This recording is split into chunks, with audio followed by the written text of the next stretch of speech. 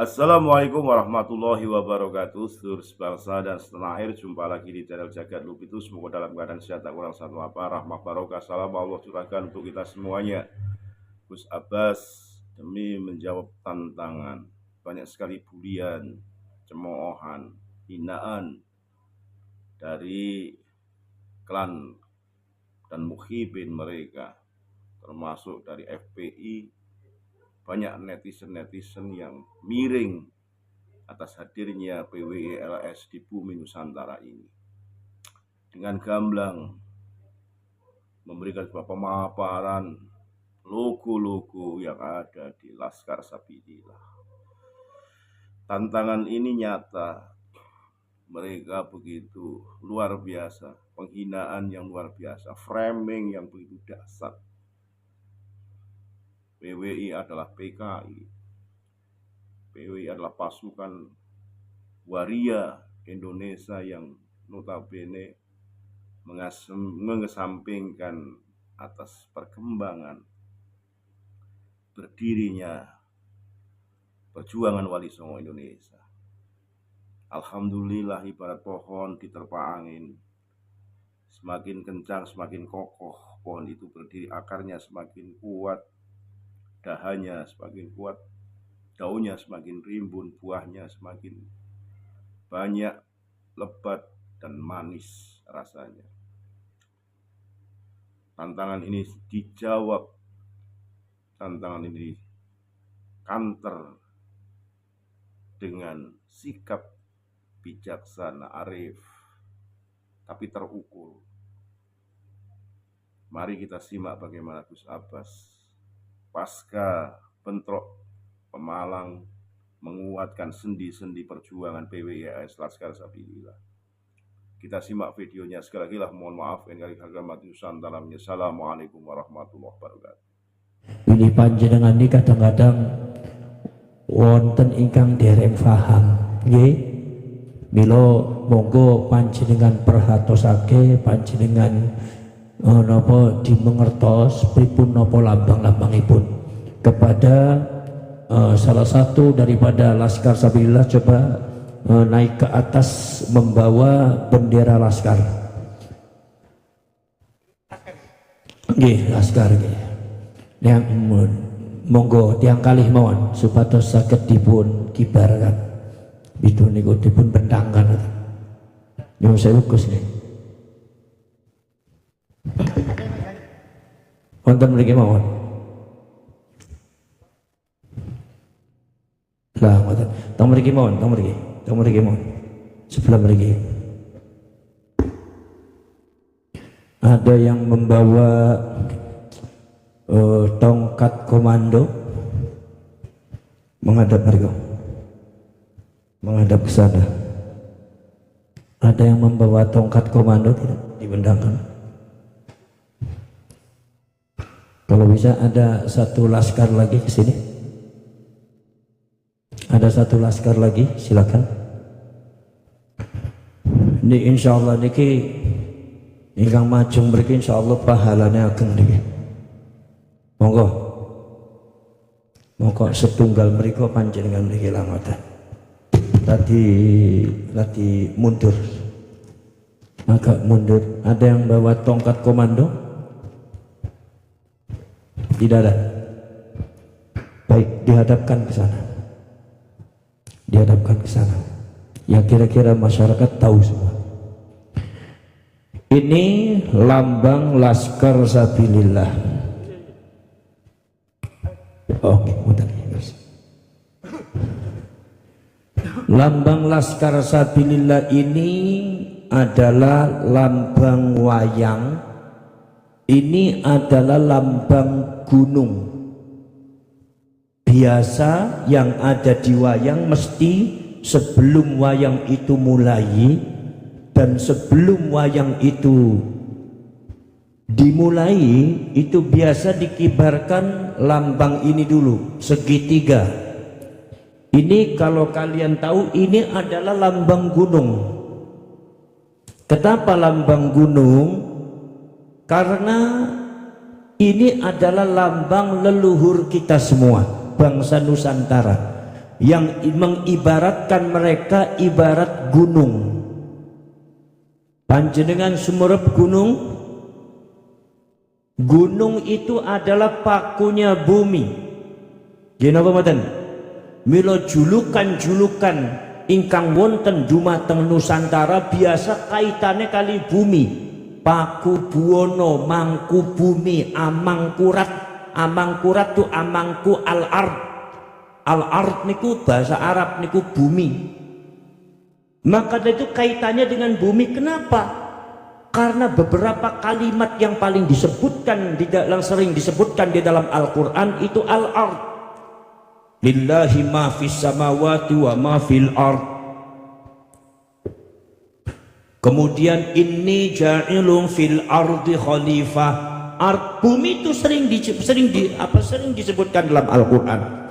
Maka dari itu leluhur kita semua itu adalah mengibaratkan mereka semua adalah bagaikan gunung di atas bumi. Gunanya untuk apa? Untuk ditancapkan sebagai penyeimbang bumi, sebagai paku bumi, sebagai patok bumi, supaya buminya tenang, supaya buminya kuat. Ibarat paku-paku yang ada di bumi, di mana bumi tanpa gunung itu pasti akan hancur buminya karena keseimbangannya hilang. Bumi tanpa gunung akan hancur karena pakunya copot. Bumi tanpa gunung akan hancur, akan goyang, akan goyah. Apa sebab? Sebab bumi ini adalah penguat dari apa? Gunung adalah penguat daripada bumi. Maka dari itu saudara-saudara sekalian, ini adalah lambang leluhur kalian semua. Makanya seluruh pasukan-pasukan tanah Jawa, termasuk juga Sumatera dan Kalimantan, banyak mengadopsi, yaitu adalah lambang-lambang yang disebut adalah lambang gunung ini.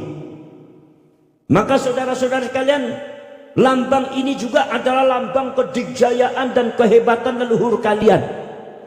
Jadi kalau seumpama kalian sudah terpasang di dalam dada kalian, kalau kalian sudah terpasang ada di pundak kalian gambar segitiga gunung itu artinya kalian adalah mewarisi satu kehebatan dan kedikjayaan daripada leluhur kalian sendiri. Maka dari itu ketika kalian memakai lambang gunung ini, mohon kalian jangan sampai kalian takut sama siapapun, jangan sampai kalian gentar sama siapapun, jangan kalian mundur walaupun satu langkah di dalam membela kebenaran. Ini adalah warisan kehebatan kedikjayaan daripada leluhur kalian. Maka dari itu saudara-saudara kalian, ini adalah lambang gunung. Maka biasa niku lek seumpama Ki Anom Suroto, Ki Mantep Sudarsono, lek seumpami buka wayang niku mesti gunungnya niku teko. Artinya apa? Artinya yang diceritakan oleh para dalang wayang menciptakan, yaitu menceritakan tentang masalah kehebatan daripada leluhur kita semua, yaitu adalah di mana leluhur kita semua memiliki satu kehebatan, kedikjayaan, kekuatan yang luar biasa.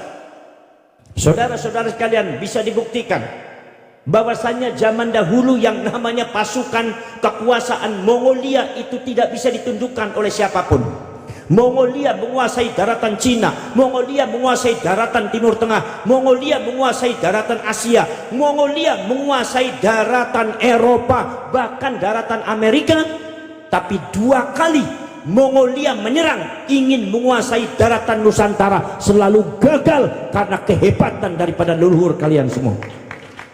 Maka kalian itu adalah mewarisi daripada satu mental, satu kekuatan yang tidak mudah ditundukkan oleh orang lain. Maka disinilah PWI Laskar Sabilillah mengejawantakan kehebatan itu, dikolaborasi dengan sejarah leluhur kalian, dipraktekkan, dimanifestasikan dengan kekuatan di dalam membela bangsa dan tanah air. Faham nama betul? Nah, niki PWI. Nomor selajengipun para profesor niki wonten tasbih. Tasbih niki adalah tasawuf. Nek tiang tasbihan niku kan biasanipun tiang torekoan. Nek kiai toreko mesti nyepenge tasbih. Lek kiai sing politik niku wiride sanes kali tasbih tapi kali HP. WA terus teng pejabat nggih. Lah itu jadi beda. Kalau kiai tasawufan torekotan itu wiridnya itu pakai zikirnya pakai tas. Kalau kiai politik wiridnya zikirnya pakai HP. Maka ini adalah lambang tasawuf, di mana kita semua saudara-saudara sekalian di bumi Nusantara ini adalah diperkuat dengan satu gerakan yang disebut adalah spiritualitas Islam yang dibangun dengan sufistik, yaitu adalah pembangunan tasawuf Islam, tasawuf akhlakul karimah dan pembersihan diri. Makanya kalian sebagai PWI, saya minta kepada kalian, bersihkan diri kalian, jalankan akhlakul karimah, jangan turuti emosi, jangan punya dendam, jangan punya benci kepada siapapun kecuali hanya satu, apa? Keberanian di dalam menegakkan kebenaran. Dinamakan nikisuf. Maka tasawuf zaman dulu adalah saudara-saudara sekalian, ada Torekoh Satoriyah, ada Naksabandiyah, ada Qadiriyah, ada Qadiriyah Naksabandiyah, ada Torekot Naksabandiyah Khalidiyah, ada Torekot Khalidiyah, ada Torekot Syadiliyah, ada Torekot kemudian Khalwatiyah, ada Torekot Bustomiyah, ada Torekot Ishqiyah, ada Torekot yaitu adalah diantaranya adalah Sirriyah, ada Torekot Junaidiyah, dan ada torekot-torekot yang lainnya. Ini semua dirangkai dari Sabang sampai Merauke oleh leluhur kalian semua dalam rangka memperkuat posisi Islam yang ada di Indonesia, sehingga dengan singkat Indonesia 99% memeluk agama Islam. Itu hasil karya perjuangan daripada para ulama-ulama Torekoh. Maka saudara-saudara kalian, pada waktu zamannya kolonial Belanda, yang pertama kali dihancurkan adalah Torekoh. Karena pergerakan kemerdekaan bangsa pun adalah diawali dan dipelopori oleh ulama Torekoh. Ketika ulama Torekoh bergerak, maka bangsa Indonesia bergerak. Ketika ulama Torekoh berhenti, maka bangsa Indonesia berhenti. Maka kemudian Belanda mengerti akan hal itu. Maka Belanda kemudian mengambil seorang mufti dari Yaman Hadramaut yang namanya Utsman bin Yahya Margabaalwi. Diku kemudian ditempatkan jadi mufti Batavia, disuruh memberikan satu statement tentang masalah Torekoh. Maka Utsman bin Yahya sebagai mufti Belanda mengatakan Torekoh yang ada di Indonesia itu sesat. Maka Indonesia goncang dan ulama Torekoh banyak dibunuh di Banten, di daerah yang lainnya. Ini kenapa? Karena Belanda sangat licik dan sangat ngerti bahwa kekuatan Indonesia agamanya terletak pada Torekoh dan tasawuf. Paham nambahan? Nomor selanjutnya pun para syekh para seluruh ini di sini ada pedangnya Sayyidina Ali. Pedangnya Sayyidina Ali. Ini menunjukkan bahwa perjuangan Wali Songo Indonesia Laskar Sabilillah itu adalah dipimpin oleh para ulama dan para kiai, yang itu adalah yang sudah nyata secara DNA dan sejarah. Para ulama Indonesia itu keturunan Sayyidina Ali min dzurriyyatir Rasul. Saudara, beberapa keturunan daripada Wali Songo sudah tes DNA, termasuk alhamdulillah keluarga saya sudah tes DNA, semuanya mengarah ke J1. Maka dari itu saudara-saudara sekalian, ini menunjukkan saudara-saudara kalian, keturunan yang asli daripada dzurriyyatur Rasul itu adalah bukan dari marga Ba'alwi, dan ini sifatnya ilmiah, tidak dengan bukan karena kebencian, bukan karena hasud, bukan karena adawah permusuhan, tapi ini ilmiah, catatan dan hasil data ilmiah secara sejarah, secara manuskrip, bahwasanya dzurriyyatur Rasul yang asli di Indonesia adalah para ulama, para kiai yang ada di Indonesia. Dan keturunan Wali Songo itu dzurriyyatur Rasul, keturunan Sayyidina Ali. Jadi kalau keturunan Wali Songo itu Alawiyun Sayyidina Ali. Kalau Ba'alwi itu bukan Alawi, Alwiyun, karena keturunan Alwi bin Ubaidillah. Lamnya disukunkan. Awas beda Alwi dengan Alawi. Maka kalian menyebut Ba'alawi jangan Ba'alawi, tapi Ba'alwi. Ba'alwi bin Ubaidillah, yang sekarang sudah didapatkan hasilnya bahwa Alwi bin Ubaidillah itu tidak ada catatan di dalam sejarahnya, sehingga Ki Imaduddin Al-Bantani mengatakan bahwa Alwi bin Ubaidillah itu adalah bukan cucunya Said Ahmad Al-Muhajir, bukan cucunya bukan putra dan cucunya Said Ahmad Al-Abah An-Nafat, artinya bukan cucunya Rasulullah. Itu kita harus ketegasan ada. Kenapa? Sebab penghancuran bangsa ini juga diawali dengan pengklaman terhadap mereka-mereka yang mengaku cucunya Rasulullah, akhirnya merusak bangsa ini dan merusak mentalitas daripada generasi muda Indonesia. Ini Sayyidina Ali. Nomor selanjutnya ini adalah ada keris. Keris ini budaya, saudara. Budaya. Kenapa saudara sekalian? Senjata dan budaya. Senjata kita sudah jadi budaya. Maka dulu yang namanya pencaksilat itu adalah untuk melawan Belanda. Pencaksilat kalian itu untuk melawan penjajah. Jadi pencaksilat kalian itu bukan untuk melawan pribumi, tapi untuk melawan Jadi jangan sampai kalian itu menghancurkan sesama pribumi dengan pencaksilat kalian. Itu sama dengan mengkhianati leluhur kalian sendiri. Betul lah, betul. Maka saudara-saudara sekalian, pencaksilat di mana termasuk keris itu adalah senjata, tapi sekarang sudah dijadikan budaya. Artinya apa? Itu harus dilestarikan sebagai budaya kita, sebagai warisan daripada budaya leluhur kita. Walaupun senjata sekarang sudah canggih, tetapi itu sebagai warisan leluhur jangan sampai disia-siakan, karena itu maknanya bukan sekedar budaya, tapi itu termasuk warisan data-data sejarah. Kenapa benar? Faham nggih? Nomor selanjutnya wonten Indonesia. Ini menunjukkan bahwasanya PWI Laskar Sabilillah itu adalah memperjuangkan bangsa Indonesia, memperjuangkan tanah air Indonesia, memperjuangkan leluhur Indonesia, memperjuangkan para ulama, para kiai Indonesia, memperjuangkan rakyat pribumi Indonesia. Siapapun orangnya yang melecehkan atau membelokkan sejarah Indonesia, siapapun orangnya yang membuat pemalsuan makam dan pemalsuan data-data sejarah Indonesia, siapapun orangnya yang dimana orang itu tidak menghargai lambang Indonesia, tidak menghargai presiden kita, tidak menghargai pemerintah yang sah kita, kemudian tidak menghargai adat budaya kita, termasuk juga tidak menghargai kiai ulama kita, tidak menghargai sesama rakyat kita, maka siapapun orangnya, kalian akan berhadapan dengan PWI Laskar Sabilillah. Dan PWI Laskar Sabilillah untuk menghadapi para pecundang dan para pengkhianat bangsa sudah kami gadaikan darah dan nyawa kita untuk negara dan kesatuan Republik Indonesia. Kenapa betul? Saudara-saudara kalian, itu Indonesia.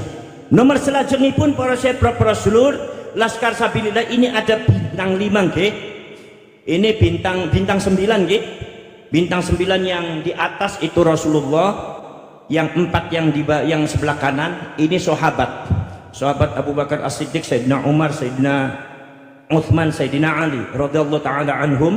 Ini 4, yang 4 sini adalah madzhabul arba'ah, Imam An-Nu'man bin Thabit Al-Hanafi, Imam Malik bin Anas, kemudian Imam Syafi'i dan Imam Hambali. Kemudian disatukan menjadi rangkaian bintang 9, itu adalah Wali Songo. Dibungkus dengan apa? Perjuangan Wali Songo Indonesia. Ada lambang bola dunia, lambang bola dunia bintang 9, itu lambangnya Nahdlatul Ulama. Maka sampai kapanpun, dimanapun, perjuangan Wali Songo Indonesia Laskar Sabilillah adalah tetap sebagai warga NU, tidak akan keluar dari NU.